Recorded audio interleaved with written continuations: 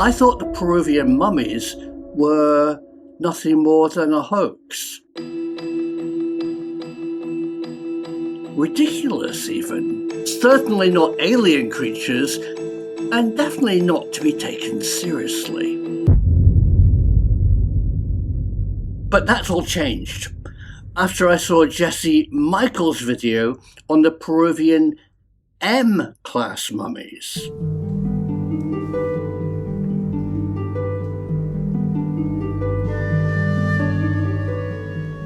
My perspective changed dramatically. Seeing these mummies made me realize that they actually might be real. Not aliens, but perhaps strange, diverse humans. This personal revelation got me thinking about humanity's past and the events that have shaped our genetic diversity. Over 35 years ago now, I worked on a film that uncovered a shocking truth.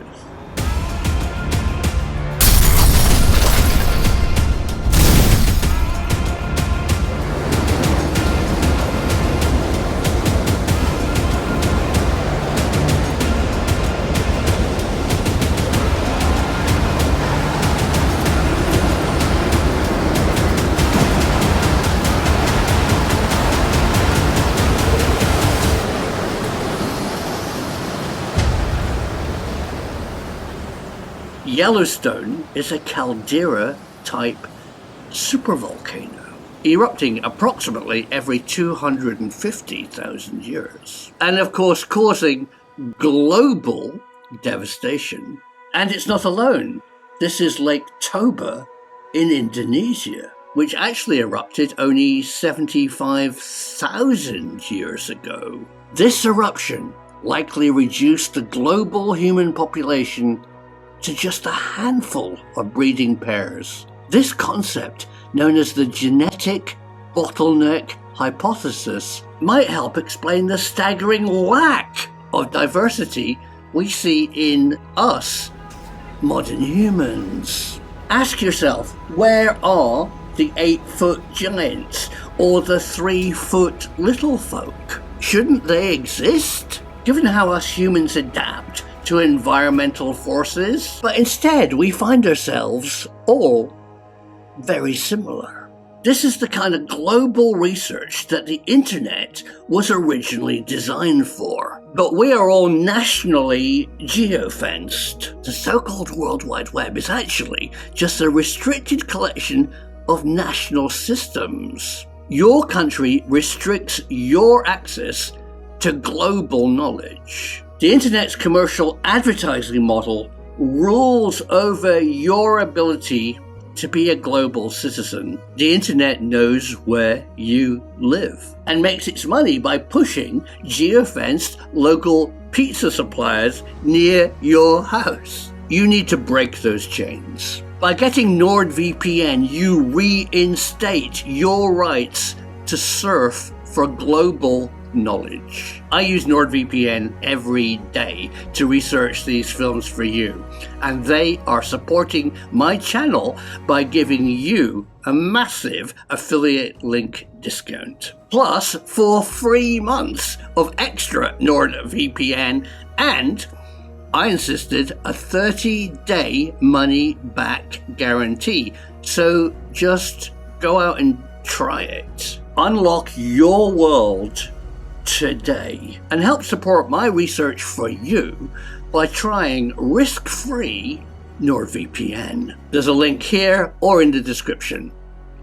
Back to the 3-fingered Peruvian mummies. Meet Professor Stanley Ambrose from the Anthropology Department of Illinois University. Where did the idea even come from that humanity was once literally hanging by a thread? In 1998, an article titled Late Pleistocene Human Population Bottlenecks, Volcanic Winter, and Differentiation of Modern Humans was published in the Journal of Human Evolution. The author, anthropologist Stanley H. Ambrose from the University of Illinois suggested that about 75,000 years ago, the human population drastically declined, and humanity went through what's known as a bottleneck. Anthropologists use this peculiar term to denote a mysterious period, or possibly more than one period, when the population of ancient humans, or their closest ancestors, sharply decreased. His bottleneck hypothesis explains how catastrophic events can dramatically reduce human genetic diversity. Here's the part in the video where I cut to Professor Ambrose discussing how humans were far more diverse than we are all today. But Stanley did not want to take part in this video about these recently found mummies. I don't blame him. Undoubtedly, there has been so much bizarre speculation about these tridactyl creatures and that they might be alien? Plus all the media confusion when these bizarre wood and bone constructions were shared in public. That all makes it hard for the science community to become professionally engaged. Ambrose also pointed out that these mummies are less than 2,000 years old. So to be clear, not part of his 75,000-year-old Toba bottleneck theory. I had to greatly accept his decline to be interviewed. I really do understand that these creatures are far more modern, but they are fascinating. To me, they represent an extreme example of possible human diversity. How they survived, what they did, how they were treated by others is really intriguing.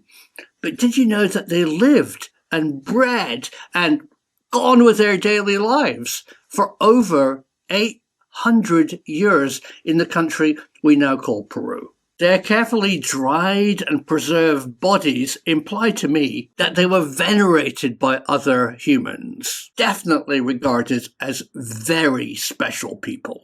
Je vous salue Marie, pleine de grâce. Je vous salue Seigneur, vous êtes en toute grâce, Jésus. Le Seigneur est avec toi, Jésus.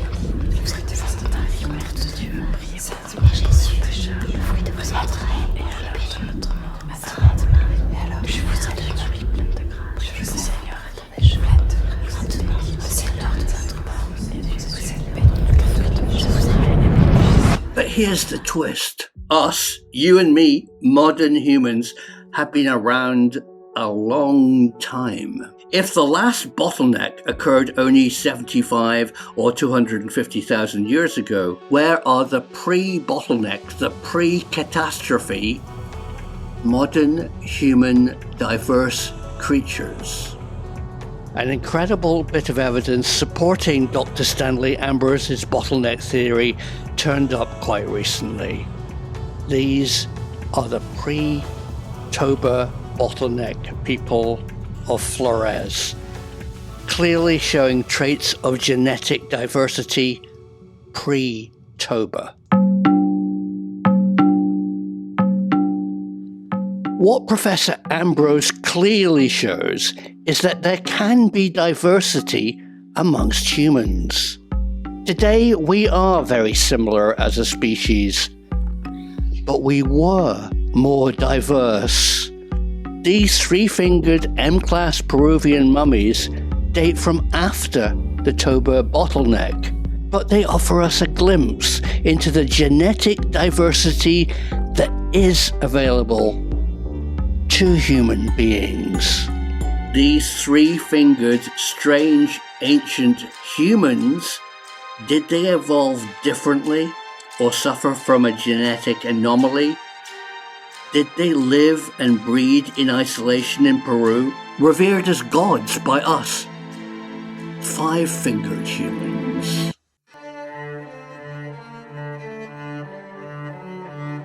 It's commonly thought that the term evolution is something that happened hundreds of thousands of years ago when our ancestors evolved from apes into modern humans. That's just not true. Evolution is a constant process, happening today as much as it happened in the distant past. You and I are molded by our environment, by our diet, and by any unfortunate genetic defects that we might have. Every time today a baby is born, it's a new human, an evolved product of two people who pass on their genetic lessons to this newborn baby. So with a slight twist of genetic fate, we might be born super tall or super small, or even tridactyl. A genetic variation called three-toed syndrome actually occurs in Africa rather rarely today. So the evidence points to the fact that these three-fingered tridactyl creatures are hominids. They lived their lives. They had babies for nearly a millennia. Yes, they were different. Strange, unlike the rest of us strange creatures. But who knows what other amazing qualities that these creatures possessed.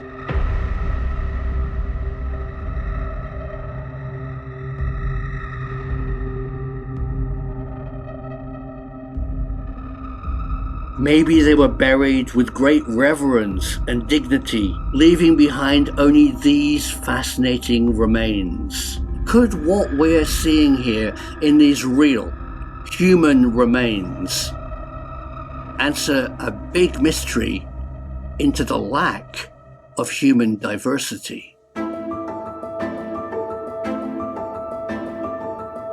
Evolution isn't just a tale of the distant past. It's an ongoing journey that shapes us with every generation.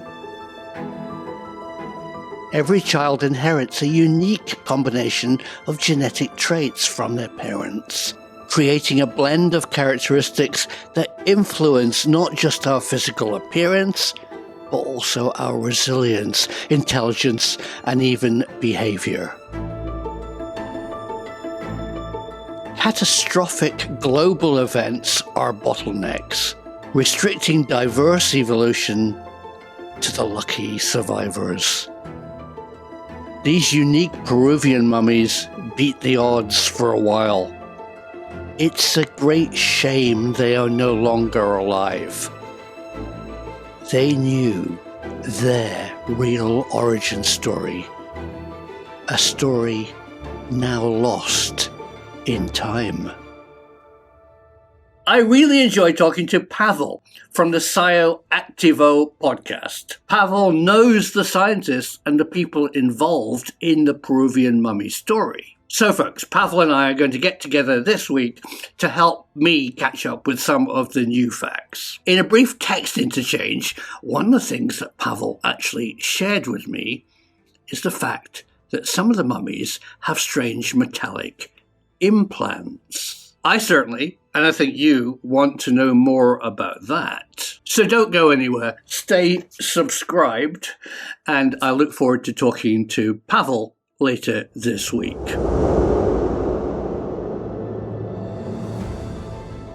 What do you think? Are these mummies a lost chapter in human history, or genuine extraterrestrial visitors? Let me know in the comments below, because this mystery has only just begun. We need to seek answers because the truth is out there.